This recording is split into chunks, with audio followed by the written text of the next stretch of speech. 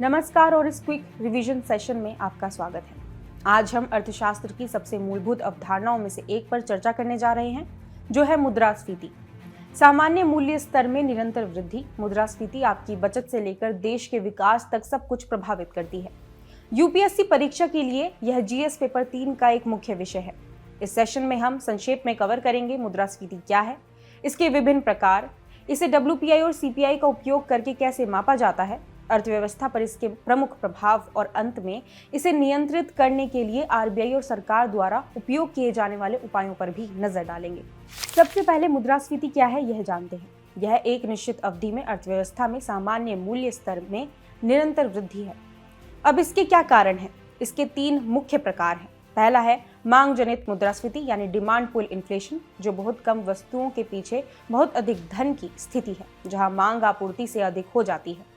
दूसरा है लागत जनित मुद्रास्फीति यानी कॉस्ट पुश इन्फ्लेशन, जो एक आपूर्ति पक्ष का झटका यानी सप्लाई साइड शॉक है, जैसे तेल की कीमतों या मजदूरी में वृद्धि, जो उत्पादन की लागत को बढ़ा देती है। तीसरा है संरचनात्मक मुद्रास्फीति यानी स्ट्रक्चरल इन्फ्लेशन, जो अर्थव्यवस्था में बाधाओं यानी बोटलनेक से उत्पन्न होती है, जैसे खराब बुनियादी ढांचा या कृषि विफलताएं।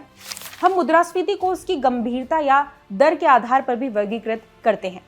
रेंगती मुद्रास्फीति, क्रीपिंग इन्फ्लेशन, 1 से 5% के बीच को एक बढ़ती अर्थव्यवस्था के लिए प्रबंधनीय और यहां तक कि अपरिहार्य माना जाता है।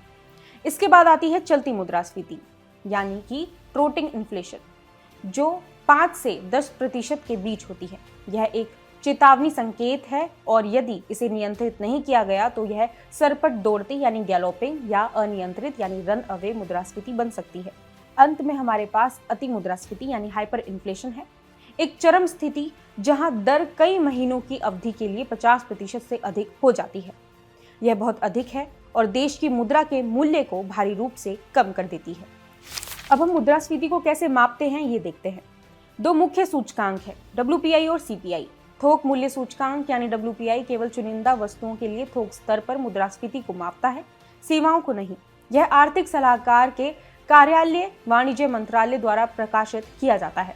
दूसरी ओर उपभोक्ता मूल्य सूचकांक खुदरा मुद्रास्फीति को मापता है। यह वस्तुओं और सेवाओं की एक बास्केट की कीमतों को ट्रैक करता है।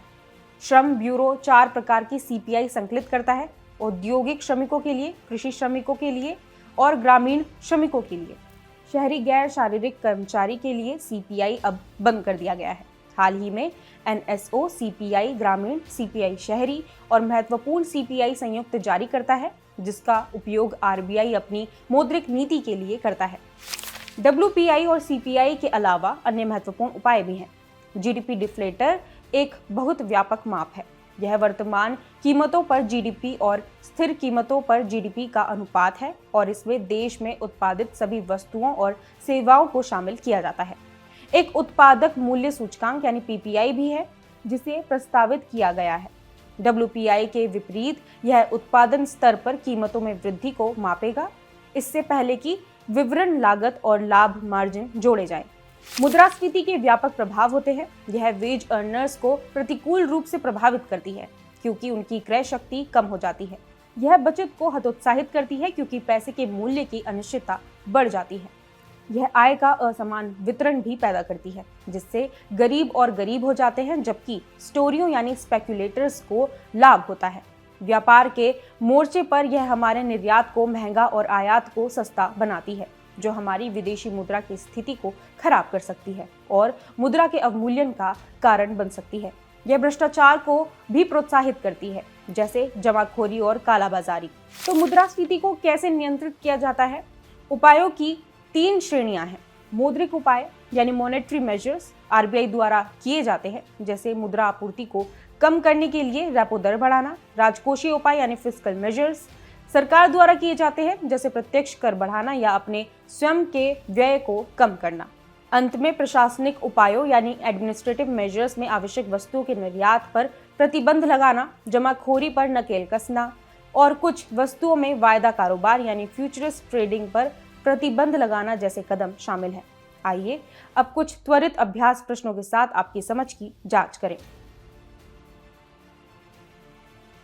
आज के इस वीडियो में तो इतना ही। आपसे फिर मिलेंगे अगली वीडियो में, तब तक के लिए आप देखते रहिए विजन IAS।